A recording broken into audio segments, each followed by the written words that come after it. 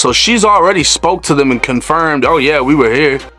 Yeah, you heard that right. One of Foolio's alleged killers just admitted to being at the scene. A jailhouse phone call between the suspects has leaked, and what's in it is downright chilling. From laughing about the murder to dropping hints about who my teeth paid for it, this recording reveals more than anyone ever expected. Let's break it down.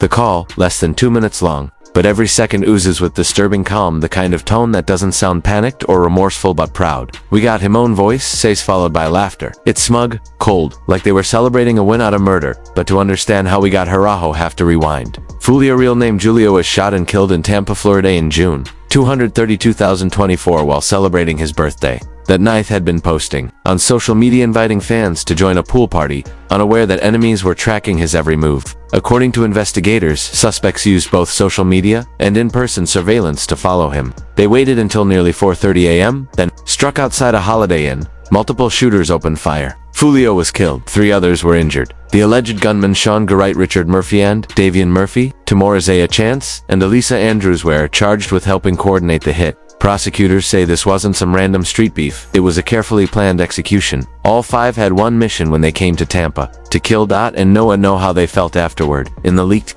just days after their arrest, can hear them laughing about the headlines. One mocks the coverage. Another brags they ain't even see it coming. One even names Foolio, referring to him as done for. Let that sink in. A man lost his life in a public ambush, and now the voices behind it are joking boastingly unbothered, as if the murder was just another move in a twisted game. Hard to get shot on. Man, they shot his foot off last year, give him that pirate nub. Man, that post still got his foot shot off, ain't supposed to be bouncing around on his birthday. This wasn't just a cold-blooded murder, it was mockery in motion.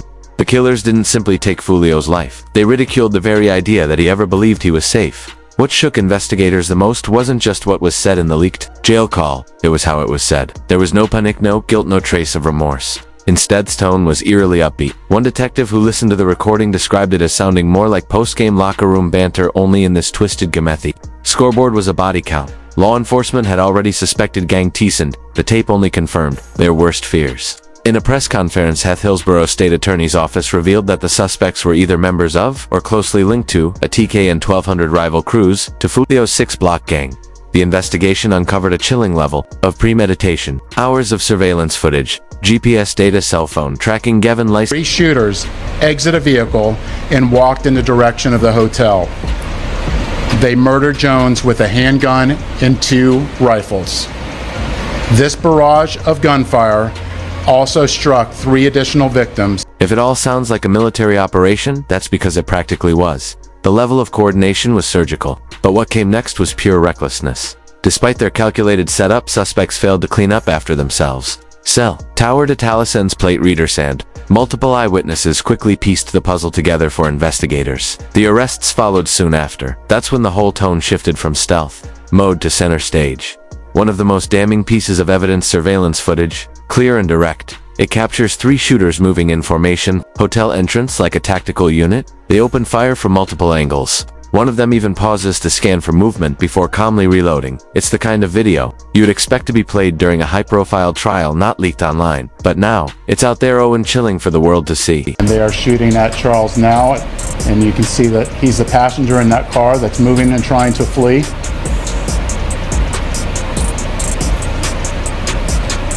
And again, they're still shooting at him. So why did this case explode online? Because the public isn't just witnessing the crime they're hearing, it's aftermath. The leaked jail call isn't just unsettling. It's confirmation of a darker truth many feared, that some of these murders aren't rooted in survival or desperation, but in a twisted hunger for fame, clout, and recognition. Even Foolio's harshest critics are shaken, because if this is how the accused celebrate a high-profile killing, what message does that send to the next generation watching from behind screens? For Foolio's Maldora stood before cameras at a press conference just hours after learning of the arrest. This isn't only about her son, it's about justice. It's about stopping a culture where killing becomes content, where death is followed by laughter instead of consequence. His fans already knew the streets were dangerous. Now they know just how far some are willing to go to make a name for themselves. To him as Julio Foolio, but to his mom, he's Charles.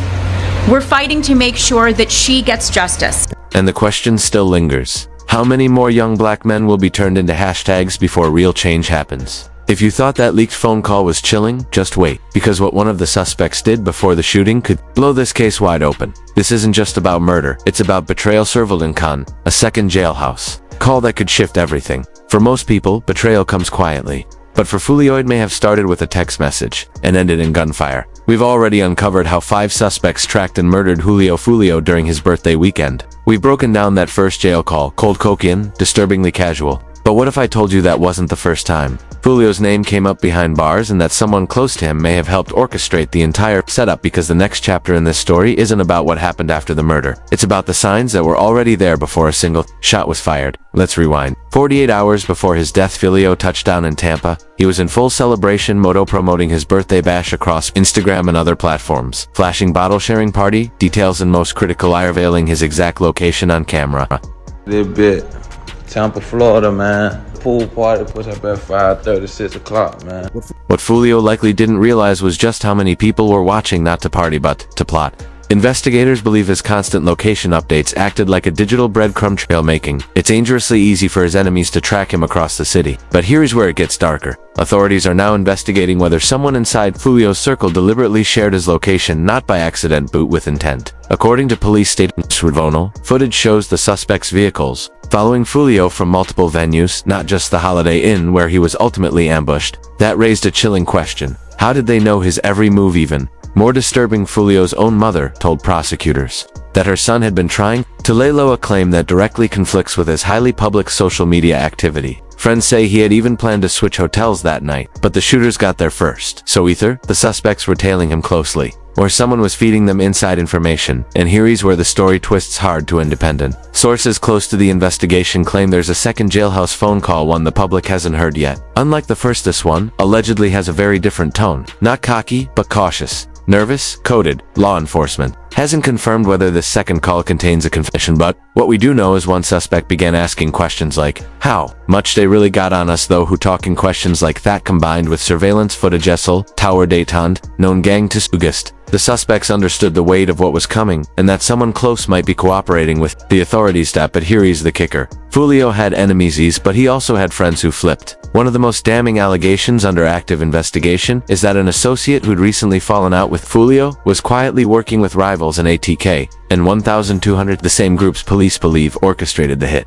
The alleged informant's identity hasn't been released, but the timeline of Foolio's leaked location and intercepted text messages between the suspects lines up suspiciously well. If truth, this wasn't just a revenge killing, it was a betrayal from within. According to a former detective turned gang expert, this level of coordination is rare, seen more often in cartel operations than in street beefs. They blended street tactics with digital strategy, expert noted. IG Stories live locations of facial recognition cameras near the Holiday Inn. This wasn't random. It was surgical. It was chest. And that's why this second jail call, the one law enforcement is still reviewing, could change everything. It might reveal who the suspects trusted, they feared, and who might be flipping under pressure. Even with airtight digital evidence, the prosecutors still face legal hurdles.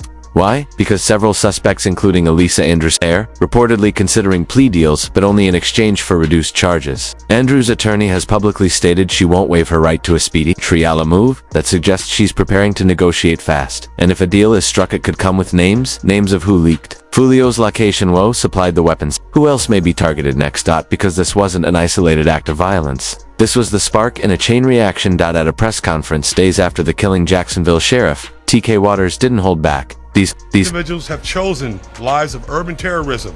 Florida, Tampa, JSO, Jacksonville, Miami, wherever you are, will not tolerate foolishness. We'll hold you accountable for your criminal actions. But the bigger question still looms. If these jail calls were being monetarily warranted, they stopped. How were suspects, many of whom were already on law enforcement's radar, able to coordinate such a calculated ambush and then laugh about it afterward? Ends more urgently, what is law enforcement doing now to prevent the next high-profile hit, especially if Foolio's murder was just one move in a large wrangling feud? Some answers may soon come from the courtroom. As of now, suspects await trial, and behind bars they remain separated, not just for their own protection, but to prevent any chance of them coordinating another attack, or worse, silencing someone on the verge of cooperating. That this case isn't over, not even close. And with each new jail call, each motion filing down, each leak, the truth creeps closer to the surface. And so does the possibility that more players, more names, and more secrets are still waiting to be exposed. According to a correctional officer speaking under anonymity, the men charged in Foolio's murder haven't just been placed on protective watch, they've been separated from each other and from general population. The reason authorities fear they could coordinate more violence or worse, he intimidate anyone thinking about cooperating with prosecutors. That fear isn't paranoia. It's backed by whispers of betrayal already unfolding behind bars. There's mounting concern that one of the Elisa Andrews or Isaiah Chance may have started talking, while law enforcement hasn't officially confirmed who flipped legal insiders familiar with. Hillsborough County's proceedings point to suspicious clues. Sudden motion filings yield court records and tight visitation restrictions. All signs that someone might have agreed to cooperate in exchange for immunity or a reduced sentence. If that's the case, then the first leaked jail call, the arrogant mocking one, was only part of the story. The second call, which still hasn't been release cooled, be something entirely different, a veiled threat, a last-minute attempt to shut someone up before they speak out. According to a source who claims to have heard a chilling line stands out. Tell Shorty not to make this bigger than it got to be. Vague, ominous, and undeniably threatening. This takes us deeper into the psychological warfare at play, because these suspects aren't just gang members. According to jail sources, some of them are experienced manipulators. Chief among them, Sean Githritone, of the alleged shooters. Githrit sources say us a documented pattern of controlling younger associates through gaslight and promises of financial support for their families, all to keep loyalty intact. He runs it like a Loboni, insider said. Even from a cell, dudes are still scared of him. That kind of psychological grip might explain why at least one co-defendant, possibly Andrews, hesitated to cooperate even if it meant facing a murder charge. Because in these crews, loyalty isn't about friendship, it's about fear. It's about leverage. And the unspoken rule that if you flip, your family could pay the price. But no, prosec leaders are flipping that same tactic, using their leverage to break the silence. One suspect just got the chance to rewrite the narrative, and this is where things get complicated.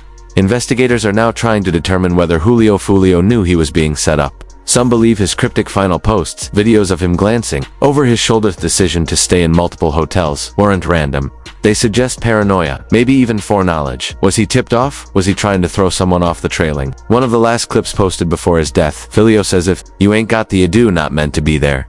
On the surface, site sounds like a party flex. But according to a veteran journalist who's covered gang violence in Jacksonville for your stat line, may have been a coded warning. He knew he was being hunted, said he just didn't know when they'd strike. And when they did, they pounced with force. The U.S. Marshals who arrested Davian and Richard Murphy did so with full tactical deployment. Pre-dawn raids watched all entry streets sealed off. Why such high intensity? Because the suspects weren't just accused shooters. According to an unsealed affidavit, they were believed to have access to hidden weapons, burner phones, gang-backed networks, and, most disturbingly, plans for retaliation hits. This wasn't just a murder. It was an escalation in a gang war, one that Foolio's death may have reignited. In a rare move, both the Tampa Police Department and the Jacksonville Sheriff's Office ramped up efforts in response. Surveillance at known gang hangouts increased. Social media monitoring teams were activated. Families of possible targets were contacted because one truth about the streets never changes. In this world, loyalty is transactional. If someone don't just risk their life, they put their entire family at risk. And if Foolio's camp suspects there's a snitch among the suspects, then this isn't over, it's only just beginning. That's why every leak matters. Every intercepted jail call, every sealed court motion, every phone confiscated behind bars. Because buried in those digital trails is the truth. Who pulled the streets and who got played. And now final twist. Just when the city thought it had its 5 suspects, 5 charges, 5 people accused of orchestrating the deadly ambush on Foolio's birthday weekend, a bombshell dropped. There was a 6th. No, wasn't in the SUV. He didn't pull the trigger. He wasn't even in the city when the shots were fired. But according to investigators, may have orchestrated the entire setup. Not a known shooter, not a gang affiliate. Technically was a former business manager once trusted by Foolio, part of his team, a man with access to hotel booking show, scheduleless calendars, and most importantly, trust. Sources say, after a quiet fallout with Foolio, stayed close, pretending to be loyal, secretly feeding intel to Foolio's enemies. Law enforcement now believes this man funneled real-time location data and itinerary updates to rival affiliates tied to ATK and 1200. The evidence. A burner phone seized from suspect Elisa Andrews,